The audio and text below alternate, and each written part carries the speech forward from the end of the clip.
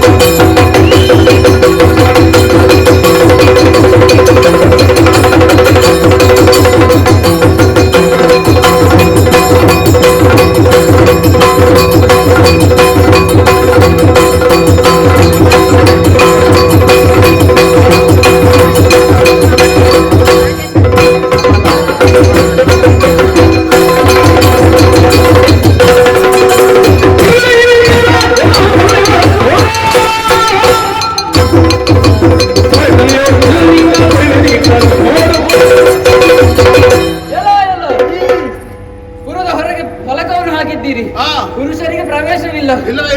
ಫಲಕವನ್ನು ಓದಿ ಇಲ್ಲಿ ತನಕ ಬಂದಿದ್ದೇವೆ. ಓದಿದ್ರೆ ಅರ್ಥ ಆಗಿಲ್ಲ ನಿಮಗೆ? ಹಾಗಿದ್ರೆ ಅರ್ಥ ಮಾಡ್ಕೋ. ಇನ್ನು ಎದುರು ಬಂದು ಪ್ರಶ್ನಿಸ್ತೀವಿ ಅಂತಾದ್ರೆ ನಮ್ಮ ಸಾಮರ್ಥ್ಯ ಏನಿರಬೇಕು. ಅದಕ್ಕೆ ಹೇಳಿದ್ರೆ ನಿನಗೆ ಭಾಷೆ ಇಲ್ಲ ಅಂತ ಎಂಬುದಾಗಿ. ಓಹೋ, ಆಗಿರ್ಲಿ. ಅತ್ಯನ್ನದ ಬದಲ ಎಂಬಂತಹ ಮಾತಿದೆ. ಪುರುಷರಿಲ್ಲದೆ ಎಲ್ಲವೂ ಸ್ತ್ರೀಯಿಂದಲೇ ಆಗುತ್ತದೆ. ಲೋಕದಲ್ಲಿ ಒಂದು ಮಾತಿದೆ, ಮಾಡಿ ತೋರಿಸಿದವರು ನಾವು. ನೋವು ನಲಿವು, ಕಷ್ಟ ಸುಖ, ಬೆಳಕು ಕತ್ತಲು ಎಲ್ಲದರಲ್ಲಿ ದ್ವಂದ್ವತೆ ಇದೆ. ಪ್ರಪಂಚವೇ ದ್ವಂದ್ವಮಯವಾದದ್ದು. ಲೋಕ ನೀತಿಗೆ ವಿರುದ್ಧವಾಗಿ ಹೋಗ್ತಾ ಇದ್ದೀರಿ ನೀವು. ಎಲ್ಲವೂ ಸ್ತ್ರೀಯಿಂದ ಸಾಧ್ಯ. ಪುರುಷ ಪ್ರಯತ್ನ ಏನು ಬೇಡ ಎಂಬಂತೆ. ಬೇಡವೇ ಬೇಡ. ಹೆಚ್ಚು ಮಾತನಾಡಿದೆ ಎಂದಾದ್ರೆ ಏನ್ ಮಾಡ್ತೀಯ? ಶಿರ ಕಡ್ತೇನು ನಾನು ಸುಮ್ಮನೆ.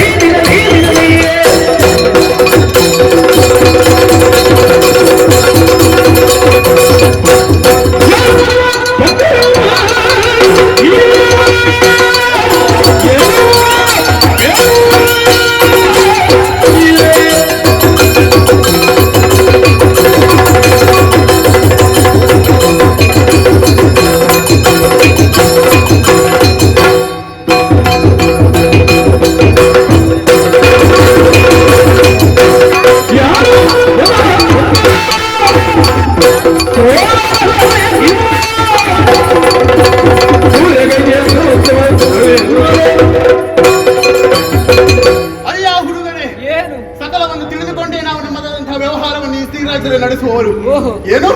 ಪುರುಷರಿಲ್ಲದೆ ಹೆಣ್ಣು ಮಕ್ಕಳಿಗೆ ಜೀವನ ಸಾಧಿಸುವುದಕ್ಕೆ ಸಾಧ್ಯವಿಲ್ಲವೇ?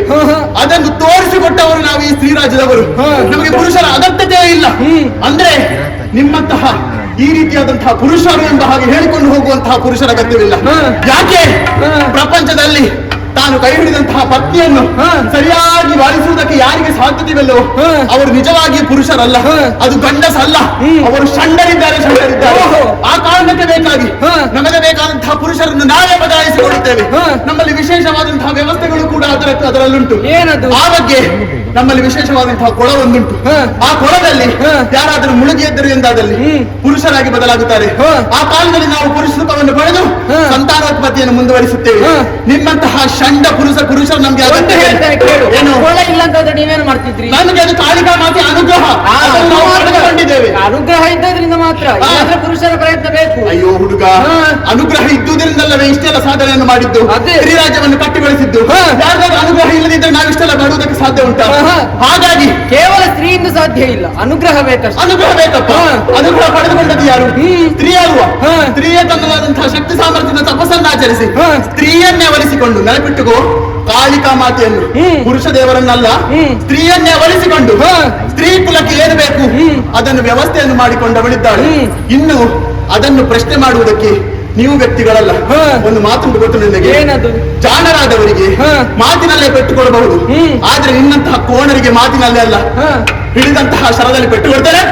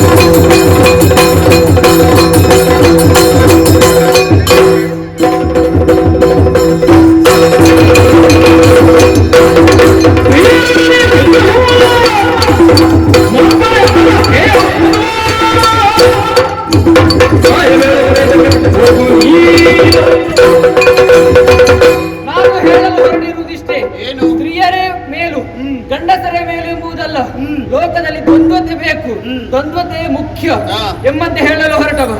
ನಿನಗೆ ಮಾತಲ್ಲ, ಹಿಡಿದಿದ್ದೇನಲ್ಲ ಬಿಲ್ಲು.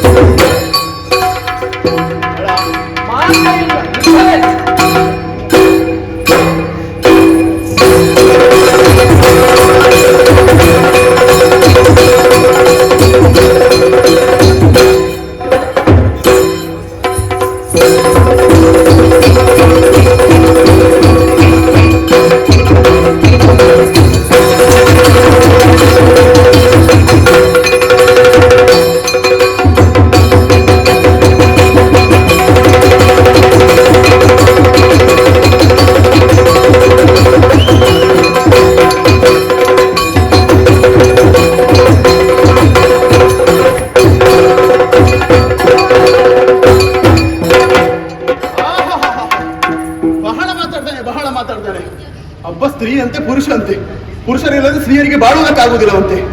ಏನಾಗಿ ಹೋದ? ಬಿದ್ದವನಿದ್ದಾನೆ, ಇಬ್ಬರು ಬಂದಿದ್ದಾರಂತೆ, ಇನ್ನೊಬ್ಬ ಎಲ್ಲಿದ್ದಾನೆ ಎಂಬುದನ್ನು ಹುಡುಕುತ್ತಾ ಮುಂದುವರಿ.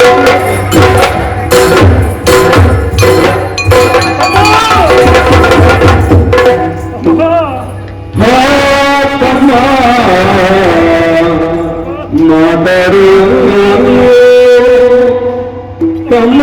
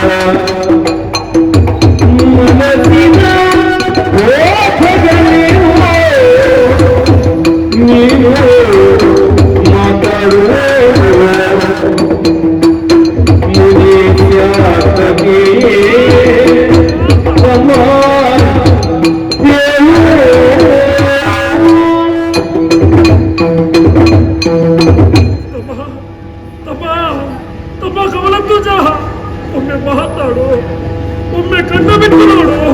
ಇದು ನಿನ್ನ ಅಣ್ಣನಾದಂತಹ ಮಾತಾಡ ತೇಜ ಬಂದಿದ್ದೇನೆ. ಮಾತಾಡು ತಮ್ಮ, ಯಾಕೋ ಈ ರೀತಿಯ ಮನಸ್ಸು ತಮ್ಮ? ನಿನ್ನ ಈ ಪರಿಸ್ಥಿತಿಗೆ ಕಾರಣವಾದವರು ಯಾರು ತಮ್ಮ? ಹೇಳು ತಮ್ಮ. ಇಂತಹ ಪರಿಸ್ಥಿತಿಯನ್ನು ನೋಡುವುದಕ್ಕೆ ನಾನು ಇನ್ನೂ ಉಳಿಯಬೇಕೆ ತಮ್ಮ? ತಮ್ಮ, ಬರುವಂತಹ ಕಾಲಕ್ಕೆ ತಂದೆಯವರೇ ಆಡಿದವರಿದ್ದಾರೆ. ನಿನ್ನ ತಮ್ಮನನ್ನು ನಿನ್ನ ಮಗನ ಹಾಗೆ ನೀನು ನೋಡಿಕೊಳ್ಳು, ಯಾವುದೇ ರೀತಿಯ ತೊಂದರೆ ಆಗದ ಹಾಗೆ ಕಾಪಾಡಿಕೊಳ್ಳು ಎನ್ನುವ ಹಾಗೆ. ಆದ್ರೆ ಈ ಪರಿಸ್ಥಿತಿಗೆ ನಾನೇ ಕಾರಣಭೂತನಾಗಿ ಹೋದೆನಲ್ವೇ? ಸ್ತ್ರೀಯೊಂದಿಗೆ ಹೋರಾಡುವುದಕ್ಕೆ ನಿನ್ನನ್ನೇ ಮುಂದಾಳುವಾಗಿ ನಾ ಕಳುಹಿಸಿಕೊಟ್ಟೆನಲ್ವೇ ತಮ್ಮ? ತಮ್ಮ ಹೇಳು ತಮ್ಮ, ಮಾತಾಡು, ಮಾತಾಡು ತಮ್ಮ, ಮಾತಾಡು. ಎಂದಿ ಪರಿಯಳು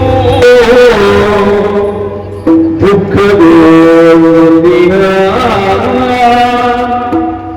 ಮಾತಾಡ ನುಡುವಾಗ ಎಂದಿ ಪರಿಯಳು ನಂದಿಯ ಮಾತಾಡ ನುಡುವಾಗ ಸುಂದರ ಲೋಕದ ಸೋಲುತ್ತ ಎಂದರು ಭ್ರಮರ ಗುಂಪನೇ ಅರಹೇಯ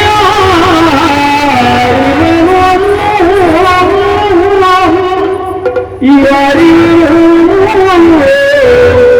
ಸುಂದರ ಪುರುಷ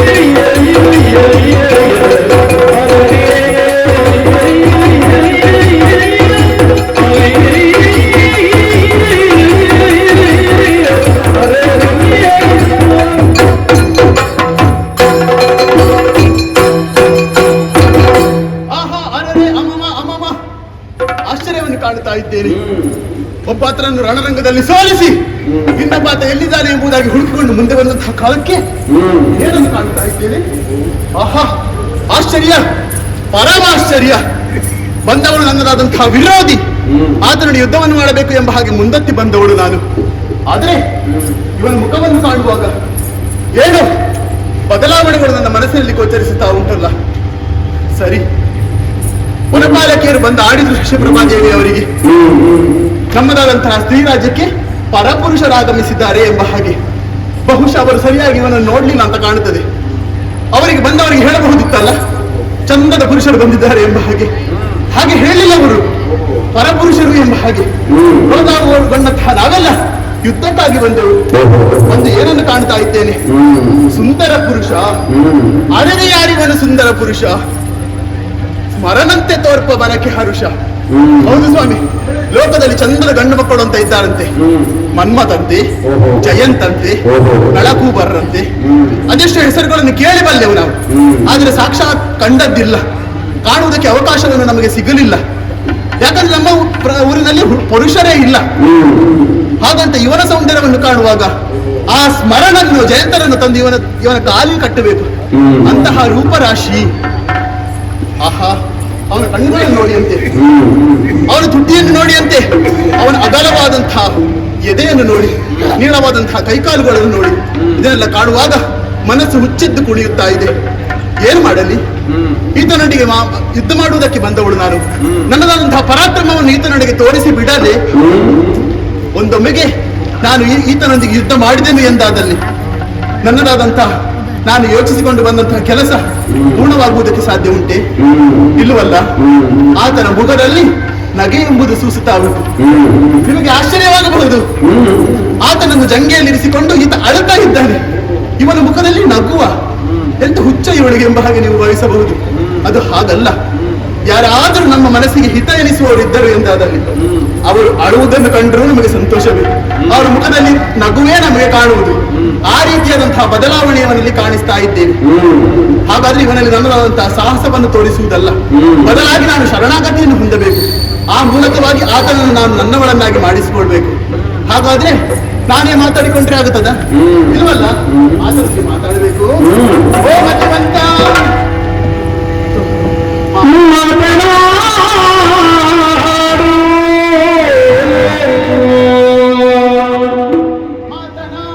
ಮತಿವಂತ ಪ್ರೀತ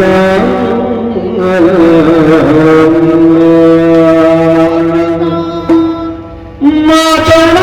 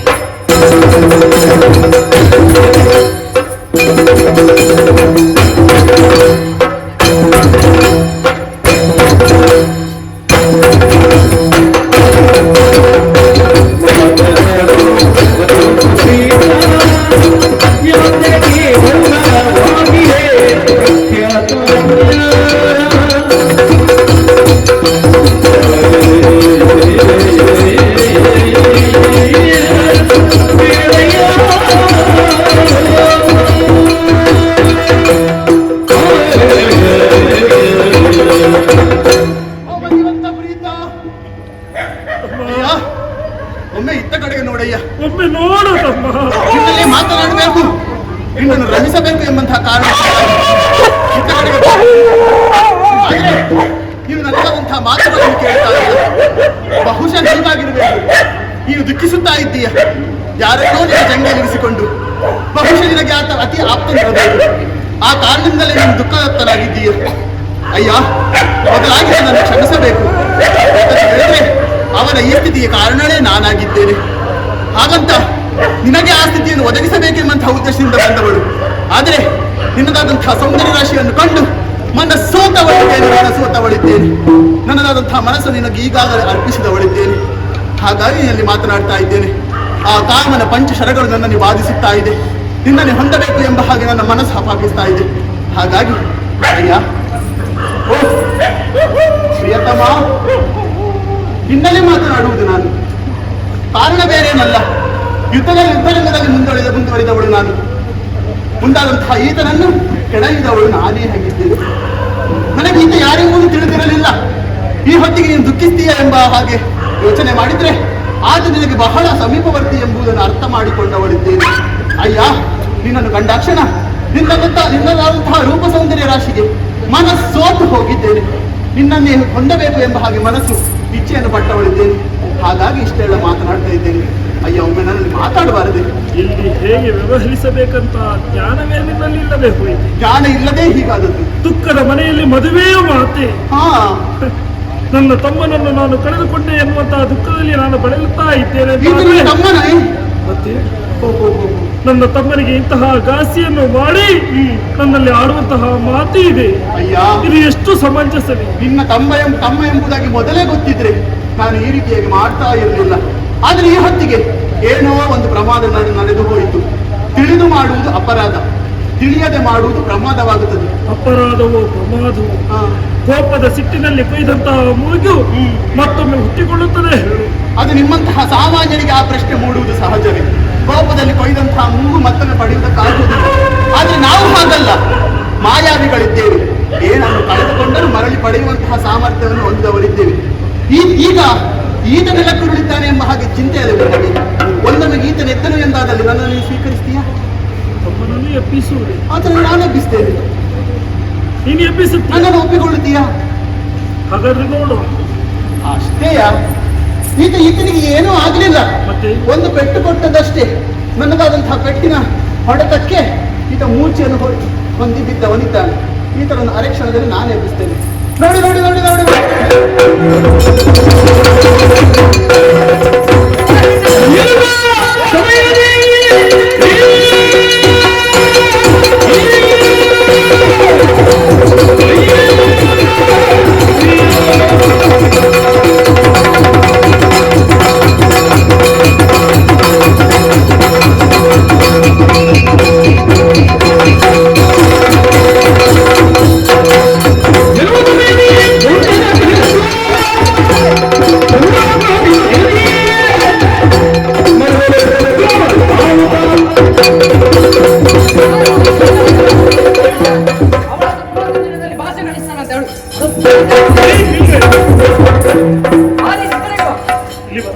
ನಿನಗೆ ಯಾಕೆ ಅಣ್ಣ ಅವಳು ನನ್ನ ಜೊತೆ ಯುದ್ಧ ಮಾಡ್ತಾ ಇದ್ಲು. ಹೌದು, ಯುದ್ಧ ಏನು ಮಾಡಿದೆ?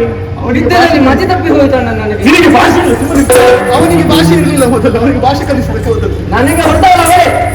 ಅಮ್ಮ, ಹೊಡೆದ ಕಾಲಕ್ಕೆ ನೀನು ಬಿದ್ದವನಿದ್ದ. ಬಿದ್ದವನನ್ನು ಎಬ್ಬಿಸಿದ್ದು ಯಾರು ಬಲ್ಲೆಯ? ಈಕೆ ನಾನೇ ಹೊಡ್ಕೊಂಡು ನಾನೇ ಎಬ್ಬಿಸಿ. ತಮ್ಮ, ಒಲಿದು ಬಂದಂತಹ ನೀರಾಗಲಿ, ಹರಿದು ಬಂದಂತಹ ನೀರಾಗಲಿ, ಉಳಿದು ಬಂದಂತಹ ನಾರಿಯಾಗಲಿ ಯಾವತ್ತಿಗೂ ಕೂಡ ತಿರಸ್ಕರಿಸಕೂಡದಂತೆ ಈ ಕಾಲಕ್ಕೆ ಒಳಿದು ಬಂದವಳಿದ್ದಾಳೆ. ಮಾಡಿದಂತಹ ತಪ್ಪಿಗೆ ಪ್ರಾಯಶ್ಚಿತವನ್ನೇ ಕೇಳಿಕೊಂಡವಳಿದ್ದಾಳೆ. ಹಾಗಾಗಿ ಶರಣಾಗತರಾದವರನ್ನು ಪರಿಪಾಲಿಸಬೇಕಾದದ್ದು ಕ್ಷತ್ರಿಯರಾಗಿ ನಮ್ಮ ಧರ್ಮ. ಶರಣಾಗಿದ್ದಾಳೆ ಮಾಡಿದ ಕರ್ಮಕ್ಕಾಗಿ. ಹಾಗಾಗಿ ಇವಳನ್ನು ಇನ್ನು ಮುಂದೆ ನಮ್ಮ ಪಕ್ಷದಲ್ಲೇ ಇರಿಸುವುದು. ನೀನೆಂಗಂತ ಆಗಲಿ ಆದಿತ್ತು. ತಡ ಮಾಡುವುದಕ್ಕೆ ಇನ್ನು ಮುಂದಿನ ಕಾರ್ಯದಲ್ಲಿ ಮುಂದುವರಿಯುವ.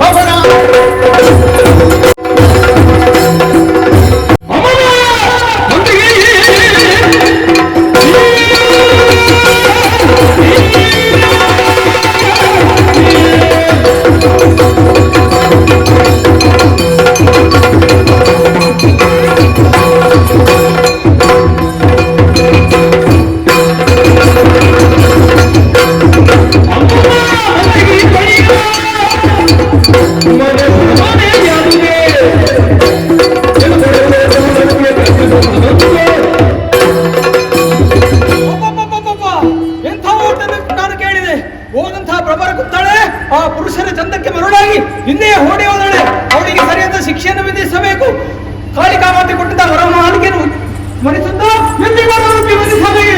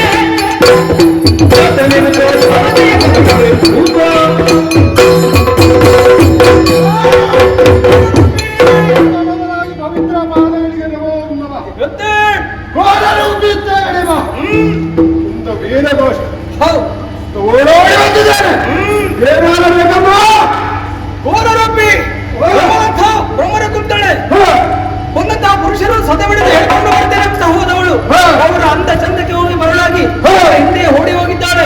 ಹೋದಂತ ಹಾಗೆ ಹೇಳ್ತರಬೇಕು.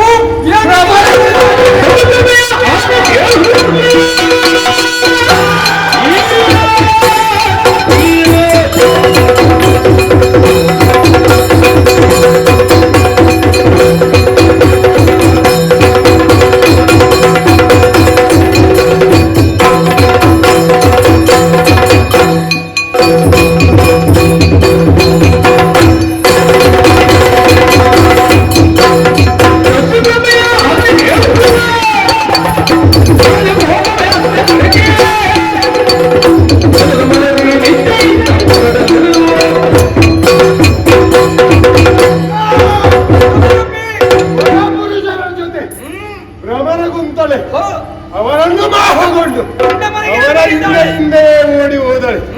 ಮಂತ್ರಿಯಾದವರು ಈ ತರ ಮಾಡುವುದು ಕಳ್ಕೊಂಡು ಬರ್ತೇನೆ.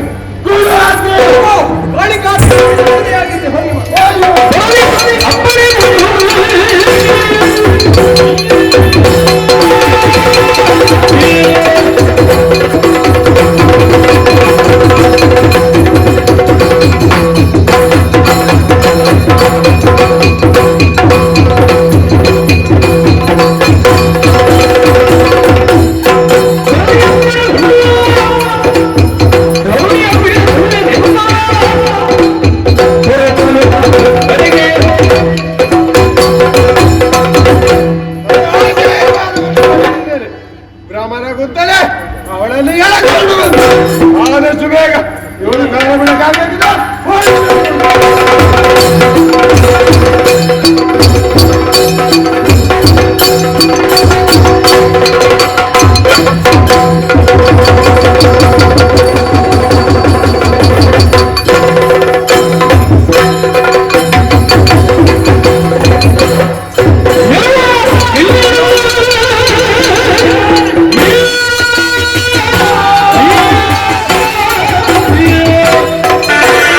ನಮ್ಮ ಈ ಚಾನೆಲ್ ಅನ್ನು ಸಬ್ಸ್ಕ್ರೈಬ್ ಮಾಡದೇ ಇದ್ದವರು ಆದಷ್ಟು ಬೇಗನೆ ಸಬ್ಸ್ಕ್ರೈಬ್ ಮಾಡಿ ನಮ್ಮನ್ನು ಪ್ರೋತ್ಸಾಹಿಸಿ.